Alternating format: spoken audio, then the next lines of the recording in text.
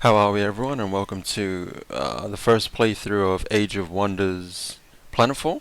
Age of Wonders is a 4X strategy game, and it was developed by Triumph Studios and published by Paradox Interactive. So this is the fifth Age of Wonders. I haven't actually played the other four, so this is kind of my first time getting into the Age of Wonders franchise. Also, 4x, I've heard the term a lot, 4x, but I didn't actually know what it means. And apparently 4x means to exterminate, exploit, explore, and expand. So pretty much the game genre was kind of based around board games, which I've played a few board games, like Catan and stuff, but not too many. Either way, I've played this game a little bit, 30 hours. I don't know if 30 hours is a lot or a little bit, but because I've never gotten into the genre, a lot of it was just learning, learning the races, learning a bit of the tech, learning a bit of the strategies, I suppose you could, how to use each race and how, like, combinations. And so just for this game, I'm not really going to go through the campaign too much. I'm more just going to go through scenarios, just go through playthroughs. And we'll start off with, I've already done the default world, but it is pretty, you know what, we'll go to Frontier World. Yeah, we'll go 6 players, moderate.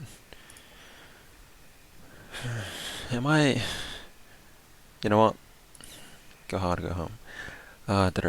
Manned, land, oh, English. So this is just pretty much, you get to set up your scenario. So from these four worlds, I've only ever played the first one, which is, the default, kind of the beginning world. I've never played Frontier World.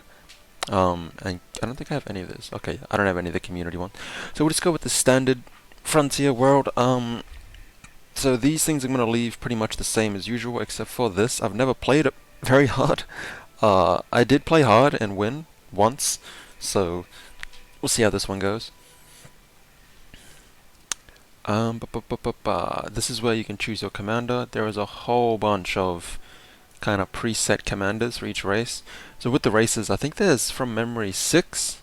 So you have the assembly, which is kind of like your robotic, there are people like 40k, kind of like your Necron type race. Then you have Vanguard, which is your humans or your Terran. You have Syndicate, which is kind of your psychic, similar to, I'm just going to go back to 40k, Dark Eldar, like your dark psychic magic. Vanguard again, assembly, Amazon. So Amazon are your, oh, there we go, bioengineered Amazons have, maybe I should just stick to reading this instead of trying to do it from memory. So the Amazons are all female races. I haven't played them, I played them once for about 10 minutes, but I haven't really gone through too much of them. Then you got your Kiriko? Kira? I'm actually not too sure how to pronounce this, which is kind of like your hive, your alien race. And so that's 1, 2, 3, 4, 5. Who's the 6th? There we go, Devar, which is your dwarf, your little steampunk dwarf race, which is actually probably one of the races I really want to try. I'm going to go through Vanguard, just because, I don't know why, when it comes to these games, I kind of like playing the human races. Even though they're pretty default, they're pretty straightforward, I don't know, I like kind of the humans versus everyone else. That's not a bit, that's not wrong, but I will play Vanguard. I do really want to play Kiriko, and probably I want to play these guys next. If I do, I might probably go through another playthrough just with me playing these guys. I want to try a, like, tank. No, we'll get to it. We'll get to it later. So with Vanguard, you can choose from these ones. So Vanguard here. There's like, of course, there's no Vanguard when I scroll all the way down to the bottom. Either way, I'm just going to customize, make my own one. So this is where you get to choose your race. I should have just come here. You have the Vanguards, Kiriko, Syndicate, Amazon, Devar, and Assembly. Also, with this little panel here, it'll give you a little spiel of the race and kind of some characteristics of each race. So Vanguard is firearms, lasers, drones, and turrets, and they use propaganda military force. Powerful range units, weak melee combat. I made the mistake of following the recommended guide. I went Vanguard, Voitech. I followed all these little green. So the green writing slash this little diamond. If you can kind of see on the text just to the left, it has a green diamond is recommended. I went through the era of trying to follow all these green things and ended up with Close combat. So I'm rushing through this way too much. I'll slow it down. You pick your race, characteristics of your race, and some of the perks. Then you get a technology. You get 1, 2, 3, 4, 5, 6. So 6 technologies. So kind of 6 technologies to kind of match the 6 races. So the Void tech kind of goes with the Vanguard. Then you have the Kiriko who has the Xenoplague, and then you'd have Syndicate with Penumbra. Okay, I'm gonna butcher that anymore. Promethean, which matches up with the not the Amazon, it more matches up with the Devar. And then Synthesis. Okay, now I'm a little bit confused because Synthesis would be you, and then that means Amazon would be Celestian. Oh. So I've only ever used Void Tech and Promethean. And that was because if you kind of look at the Vanguard, you have Firearms Weapons Group, Laser Weapons Group, and for Promethean, it creates weapons of mass destruction, employ incendiary weapons, uses thermal and kinetic damage. So this is one of the things where I had to learn, because I don't know anything about Age of Wonders Planetfall, but when you use, say, firearms, which are bullets, so if I click this, it'll come. So if you click, this is one of the other awesome things about this game. It has a really in-depth kind of information guide. So all this, click here, and you can learn so much. But the amount of reading and the learning curve, it's not too big, but it is. If you do want to kind of utilize the game, you do have to not read every single little thing. But I would end up. I would do something and then I would have to click on, okay, so Promethean, that would give me all this information, but when you click on firearms, so Vanguard has firearms and lasers. Firearms, if you read this, the most convenient way for fighting wars for centuries still proves to be an effective way of doing so by making your enemies bleed before they can do it to you. The firearms weapons group uses the kinetic damage. Firearm weapons abilities include high damage, low accuracy shots, and cause bleeding. Ethereal units are resistant to kinetic damage channel. Alright. So the two main points to get away from this is firearms use kinetic damage, and ethereal units are resistant to kinetic damage. So every kind of bullet type does a certain type of damage. So lasers do laser weapons. The laser weapon group uses thermal damage. So firearms do kinetic damage, lasers do thermal damage, and if you go to Promethean, it does thermal and kinetic.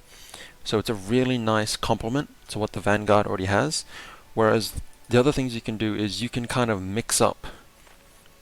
Like if I was to go Synthesis, for example, I would get these perks, but in terms of damage, I would get arc and kinetic damage. So kinetic damage would match up well with my firearms, but then arc damage is something completely different. So if you go into here, you got arc damage, and that's not exactly what I was looking for. Does it? Okay, that's not cool.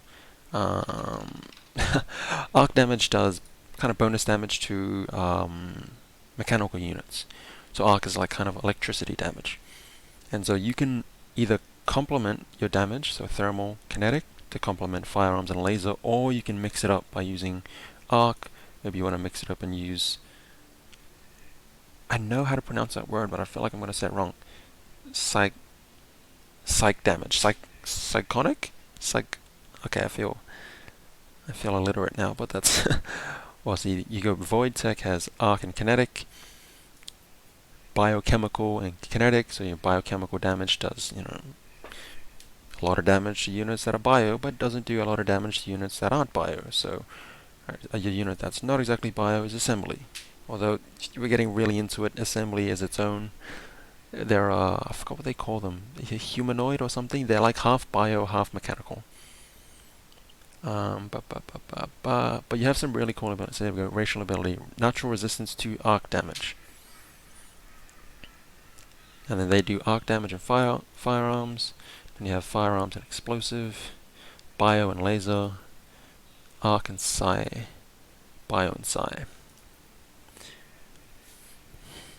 And so also the other little perks of like each race, it's really cool because even though there's 6 different races, I didn't realize how unique they were to each other. Like there's a very different style to each of the race, which is the awesome thing, because I do want to play other races, but it's hard because I'm gonna spend a lot of time learning. So it's one of those like, do you like, are you comfortable with one thing and doing it over again, or do you like to do new things? I haven't even started the playthrough yet, so we're gonna go with Vanguard and we're gonna go with Promethean. Just because it's a really nice complement. I will try and explore a bit more and try some different races as we go on. Over here you get the perks of your commander, so if we just take everything off before we start, no vice, you get a total of 3 points, so you can have your background of big, select like a very, these will kind of set you up for how you wanna, like your play style for the game. Like you could set yourself up as a, say, marshal, which is kind of your, if you want to be aggressive or have military victory, but then in the game you can still go towards a diplomatic or a tech victory. It doesn't kind of lock you into how you need to play the game, but it does kind of help you kind of fit into the way that you want to play the game. So if you don't really want to fight and say you just want to build a really strong economy, you would pick merchant. For the way I play the game, I do kind of like the military victory. Like I don't know, like whenever I play strategy games, I do kind of enjoy the combat of this game. It is really cool. We can do auto combat, manual combat. So as we go through, we're just going into some of these perks. So no background is kind of, you get 0 points. You get no bonuses. How it works is you have 3 points for perks. The stronger, I would say, quote unquote, the perk is, the more points you have to use. So these 2 perks are worth 1 point, and 1, 2, 3, 4 are worth 4 points. So we have veteran. A veteran is kind of, you start the game at level 3 because you have commanders or you have heroes that level as you get experience, and this one gives you like a really good early start and you gain experience faster. We're just kind of gonna go through martial tradition. So what does this do? This gives you, you gain the following: 15 decreased weapon research by 25%, and ruthless killer. Once per turn, when your commander unit kills a unit in combat, they immediately regain 1 action point. So I'll kind of go into that as we go into the game. We have colony supplement. We're gonna go to, because I've never taken martial tradition before. So these 3 sections, background, colony supplement, and commander loadout, they use your points. So this costs 1 point, 1 point, 2 points, 2 points, etc., etc. But when you go down to vice, these are minus. So what this does is it gives you a negative perk, but when you get that negative perk, you minus. So say if we use this one, we get 2 points back. So now we have negative 2 points. We've used 2 points, so we still have the same basic 3 points, which kind of lets you spend, your perks up here and say up here. But then you get, depending on what kind of negative perk, will kind of depend on how you really want to play the game. So usually I just do Kleptomaniac, which kind of means that you lose a little bit of energy each turn. But for this one, I'm going to try some of these other ones. You define your science departments, reducing your technology.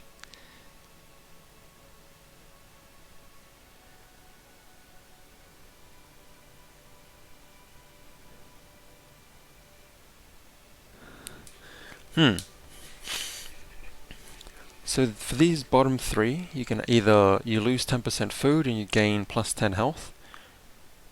You lose 10% research or knowledge, and you gain plus 2 resistance to status, or you lose 10% production and you gain plus 100 morale.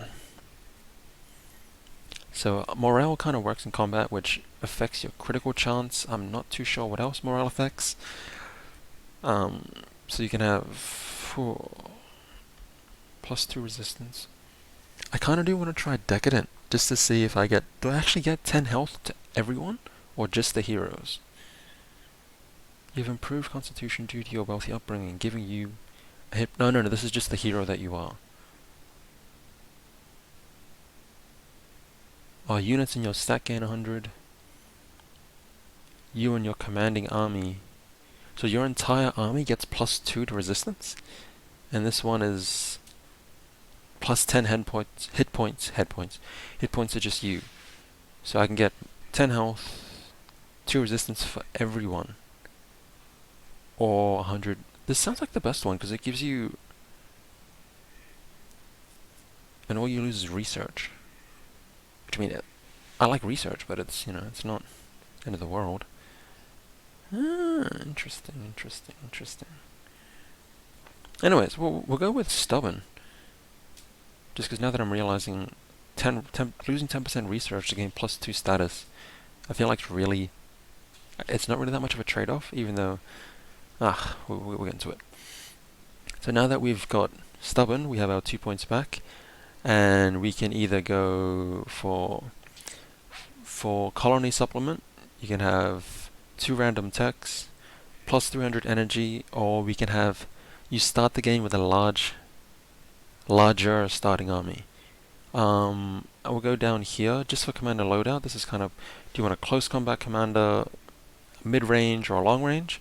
With these, it doesn't lock you down. So say if I get close combat, I can still use range weapons. It just means that you'll get, if you look at close combat, you'll get increased damage dealt with melee weapons, and you'll get increased health.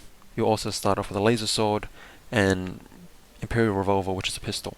So it's kind of the bonus stats sets you up to be close combat, but you can always change. So you can get, we have range damage and accuracy, or we have damage dealt when range weapons, and we have accuracy and critical chance. So for this one, I generally like to go. I've done this lot. We'll go with this one. And for colony supplement, we'll go. Do I want a larger army, or do I want 300 energy? I feel like it's really okay. We'll go with a larger army because I feel like it's a lot easier to get energy than it is to get an army. An army takes time, but energy you can kind of build faster. Energy takes time as well, but there are ways to get around that, which we'll go into. So race, technology, perks. Oof. Adam McKinley. Oh, get rid of that. Oh, we have to have a last name.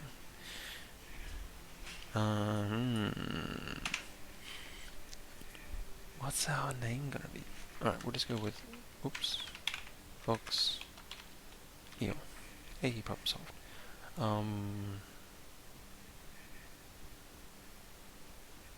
Is there a randomize? Is there a randomize? Randomize, there we go. Okay, we'll randomize and then we'll pick the name. So what's the number we'll pick? We'll try 3. 1, 2, 3. We'll try 5. 4, 5. That is a that's like a, is that a mini modeling pose, or? Oh, you just look doom and gloomy. Alright, we'll click 7 and that's what we're doing. 1, 2, 3, 4, 5, 6, 7. Okay. I'm going against my word.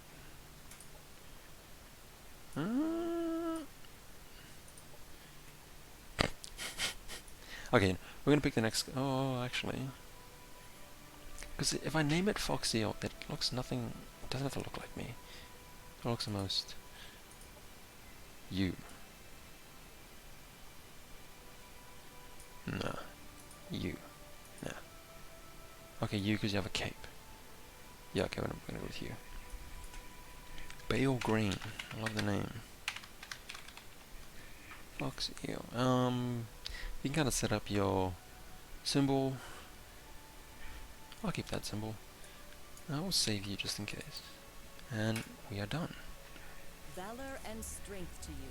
commander of the Vanguard expeditionary forces. Cryo-sleep missions allowed you and your ranks of outcasts and adventurers to escape your past and claim new worlds for the Star Union. But while you were sleeping, the Empire disappeared.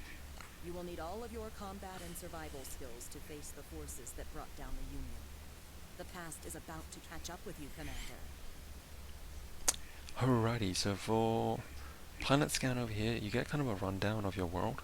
So even though we chose Frontier, it gives you like a 6 players, 8% water, 92% land. 8% water is important because there are certain tiles in the game, I'll show you them when we get there, that are water, and you have to use water-based units, and it's quite different to land. Objectives, so be the last person standing, win with score, domination, unifier, or doomsday. So doomsday is tech, unifier is diplomatic, domination is military, score is points, and last standing is just military. But I feel like you get domination before last standing. Either way, let's go.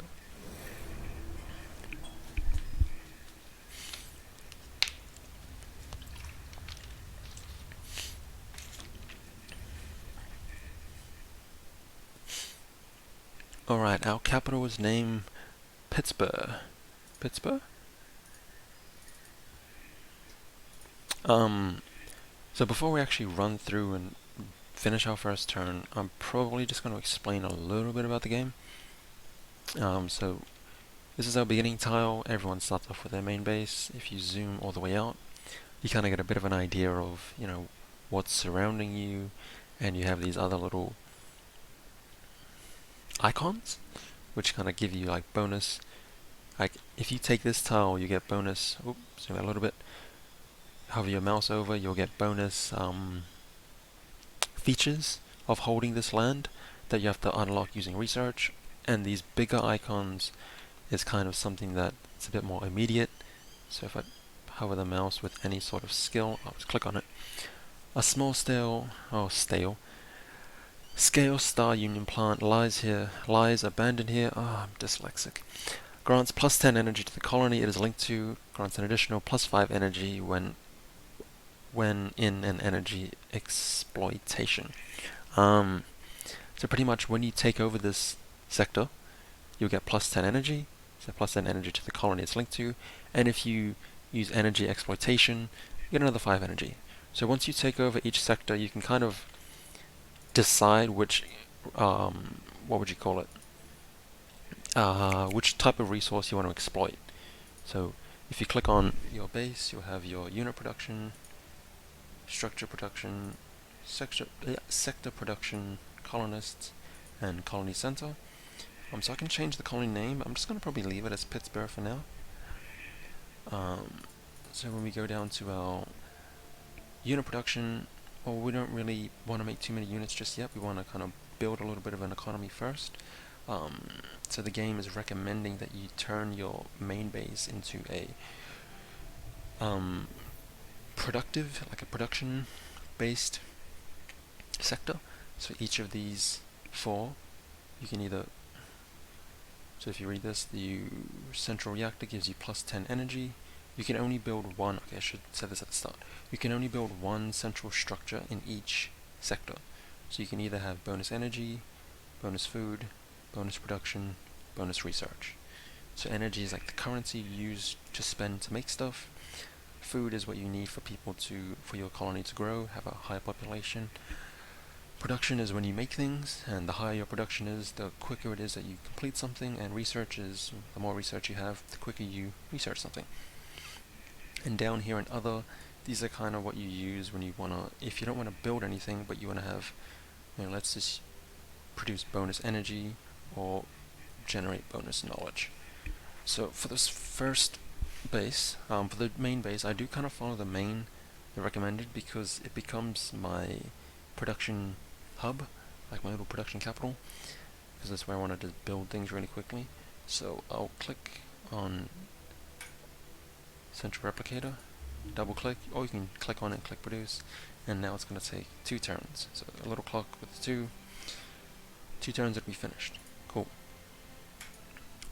I'm gonna play through just the first round, turn one, and then we'll probably end it off there. So some things that I normally do is when you get the military, what's it? When you get the perk that I use to get a bigger army, I get these 3 units. So with these 3, what I normally do is you have, I'll go through the types of units. You have the hero unit, you have a light armor unit, you also have this unit's kind of like a, what does it do?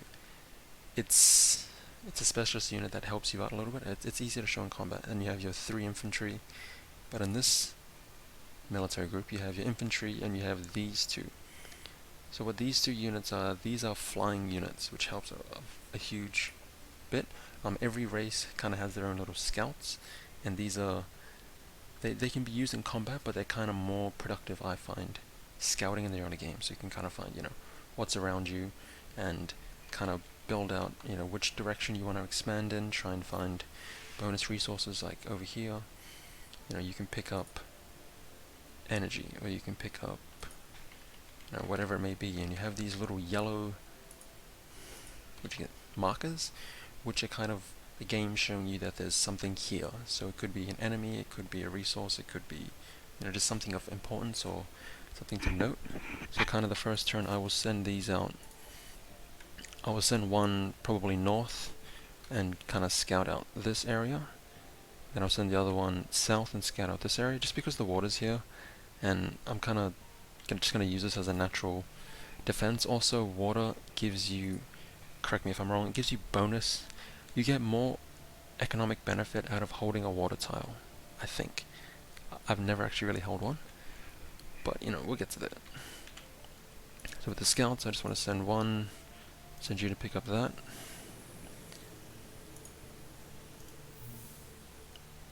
And so you can take the reward, 23 energy, cool. And the scout has 0 turns left to move. So I'll click on you, and I'll send you, no, down here. So also this this blue marker kind of shows you the distance in which they can move, like how far you want to go. That way. You can't really do too much. So with you, I want to get straight into combat. So 3 food, 3 food, 3 food. That's a lot of food. So it is recommending I go here, and just because this has this bonus sector on it, it is pretty much the first place I want to go. As you can see, there's a little, is that a wyvern? Oh, it's a flying animal. When you have enemies on top of bases, you have to defeat the enemy before you get the base. So what we're going to do is we're going to send out our main little commander. If I zoom out a little bit, and he can't even actually get there. He's not even going to get there in turn 1. That's fine. And we have not too much else to do. So the game, and if you look down to the bottom right, it'll kind of tell you things that you could do. So if you click on, these are your notifications. So these are kind of like challenges that if you complete them, so you have your unity, military, and development. So if you click on the emissary, this world teems with life and opportunity. The natives here have a rich culture and could teach us much. We should send an emissary to make contact with these people and begin a new era of peace. So this is like, if you do 2 quests for NPC factions, achieve peace with a faction, you get this, the emissary doctrine. So doctrines are another aspect in the game, which I'll explain once we get to it. And you also get, everyone who completes this will get this reward, but if you're the first person to complete this, you'll get a bonus, you'll get this reward here, which is bonus 25 influence, which is something that you use for like diplomatic things. So say you want to try and convince someone to do something, you use influence points. It's a lot more complicated than that, but we'll kind of get there once we get down that road. The invader, so declare war, killing 2 armies that belong to the faction, you get 400 morale. And then we'll have down here, receive 1 tier 1 unit. And the builder, so I pretty much always try and get the builder. So add a sector, exploit a colony, found a sector colony. first person to get this gets a free colonist. Colonists are important because colonists is kind of like your population indicator. So for example, for the capital, the population is 3. So there are 3 colonists there. So each colonist kind of acts as a population point in which you can kind of spend how you want. So say this colony has 3 people, there's 1 in food, 1 in energy, 1 in production. If I take auto off and I say I just want energy, I can get a lot of energy but I won't get everything else. I generally leave auto on until I have a specialized colony, which I'll make specialize into research or specialize into whatever it may be. But colonists is also more important for how you expand your sectors, which we'll get into probably in the next turns, because with turn 1 you're actually very limited. You can't actually do any research for the first turn, and you can't do a few other things. So with that, we'll just end the episode here, just because it's getting quite lengthy and we haven't even begun. Well, we have begun, we've done turn 1, but thanks for tuning in, and I'll see you next time.